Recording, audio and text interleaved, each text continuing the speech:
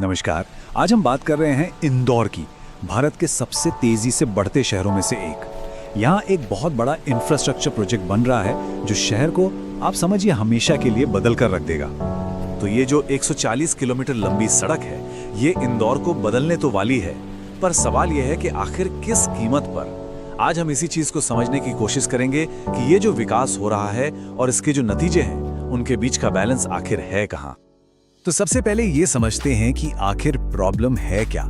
देखिए, इंदौर की तरक्की तो जबरदस्त हुई है, पर इसी तरक्की के साथ शहर की सड़कों पर ट्रैफिक का बोझ इतना ज्यादा बढ़ गया है कि अब एक बड़े सॉल्यूशन की जरूरत तो महसूस हो ही रही है।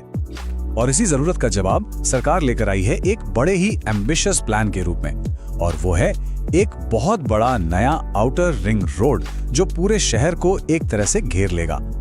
तो ये जो आप देख रहे हैं, ये उसी सॉल्यूशन की एक झलक है। और ये कोई छोटी मोटी सड़क नहीं है, नहीं, ये भारतमाला प्रोजेक्ट का हिस्सा है जिसे NHAI बना रहा है।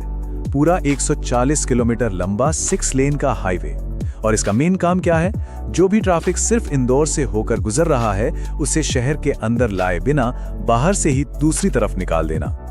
अब इस पूरे प्रोजेक्ट को ना 2 बड़े हिस्सों में बांटा गया है। एक है वेस्टर्न बाईपास, करीब 64 किलोमीटर का। इसका काम है पीथमपुर के इंडस्ट्रियल एरिया को जोड़ना। और दूसरा है ईस्टर्न बाईपास, जो थोड़ा लंबा है, 77 किलोमीटर का।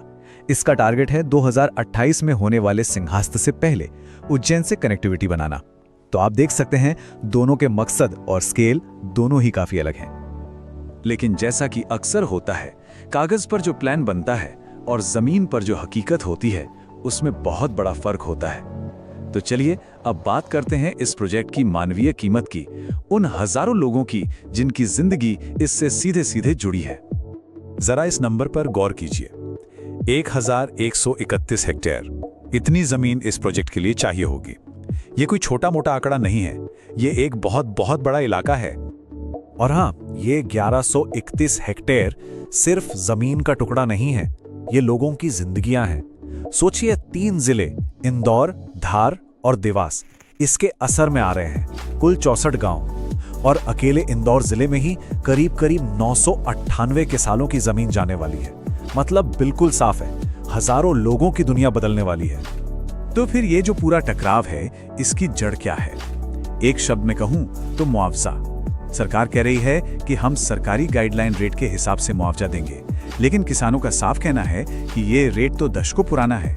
जमीन की आज की मार्केट वैल्यू से इसका कोई मुकाबला ही नहीं है। और इसीलिए भारतीय किसान संघ जैसे संगठन सरकार के कई गुना मुआवजे वाले ऑफर को एक धोखा बता रहे हैं। और किसानों का गुस्सा कितना ज्यादा है, या भारतीय किसान संघ के दिलीप मुकाती के इस बयान से समझ सकते हैं। वो कहते हैं कि ये सिर्फ जमीन लेना नहीं है, ये तो खेती को खत्म करने की साजिश है, और उनका विरोध अब एक बड़े आंदोलन का रूप लेगा। ये सीधी सीधी चेतावनी है। तो इस विरोध का नतीजा ये है कि प्रोजेक्ट पूरी तरह से पटरी से उतर गया है।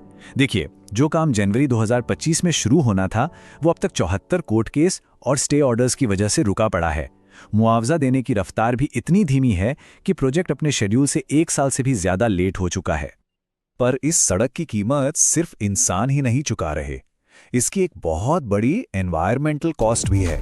चलिए अब उस पर भी एक नजर डालते हैं। तो पहला नंबर, 5,500 इतने पेड़ सिर्फ ईस्टर्न बाईपास बनाने के लिए काटे जाएंगे। मार्किंग हो चुकी है। और बात यही नहीं रुकती, वेस्टर्न बाईपास के लिए भी लगभग 5,000 और पेड़ कटेंगे। मतलब कुल मिलाकर 10,000 से ज्यादा पेड़ सिर्फ इस एक प्रोजेक्ट के लिए। और सिर्फ पेड़ ही नहीं, जंगल की जमीन भी जा रही है, हमेशा के लिए। आप इस चार्ट में देख सकते हैं, दोनों बाईपास को मिला दें तो लगभग 100 हेक्टेयर जंगल की जमीन इस सड़क में चली जाएगी। और ये एक ऐसा नुकसान है जिसकी भरपाई करना बहुत बहुत मुश्किल है। हाँ, ये बताना भी जरूरी है कि अधिकारी इस नुकसान को कम करने की बात कर रहे हैं। उनका प्लान है कि जहां जहां सड़क जंगल से गुजरेगी, वहां जानवरों के आने जाने के लिए sound proof wild life corridor बनाए जाएंगे, ताकि उन पर इसका असर कम से कम हो। तो इतने सारे विवाद, इतनी देरी और इतने विरोध के बाद सवाल उठता है कि इस प्रोजेक्ट का फ्यूचर क्या है, आगे क्या होने वाला है। चलिए इसी पर बात करते हैं। एक इंटरेस्टिंग चीज यह है कि इस सड़क पर फ्यूचर की टेक्नोलॉजी इस्तेमाल करने का प्लान है। मतलब यहां आपको वो पुराने वाले टोल प्लाजा नहीं मिलेंगे जहां रुकना पड़ता है। नहीं, यहाँ होगा सेंसर बेस्ड सिस्टम। जैसे ही आपकी गाड़ी सड़क पर आएगी, कैमरे उसे स्कैन कर लेंगे। आप जितनी दूर चलेंगे चलेंगे, और जब आप एग्जिट करेंगे तो सेंसर पता लगा लेंगे और आपके फास्टैग से उतने ही पैसे अपने आप कट जाएंगे। मतलब नो स्टॉपिंग, सीधा सफर। तो कुल मिला के कहानी ये है कि इंदौर का ये रिंग रोड एक बड़े सपने और एक कड़वी सच्चाई के बीच कहीं फंस गया है। एक तरफ तो एक मॉडर्न, तेज रफ्तार भविष्य का विजन है, और दूसरी तरफ है असलियत, देरी, कोर्ट कचहरी के चक्कर और जमीन से जुड़ा जबरदस्त विरोध। तो आखिर में सवाल यही बचता है, इंदौर का ये रिंग रोड क्या तरक्की का एक नया मॉडल बनेगा, या फिर ये एक चेतावनी भरी कहानी बनकर रह जाएगा? एक ऐसी कहानी जो हमें याद दिलाएगी कि बड़े बड़े प्रोजेक्ट्स की मानवीय और पर्यावरणीय कीमत क्या होती है। ये सवाल सोचने पर मजबूर करता है।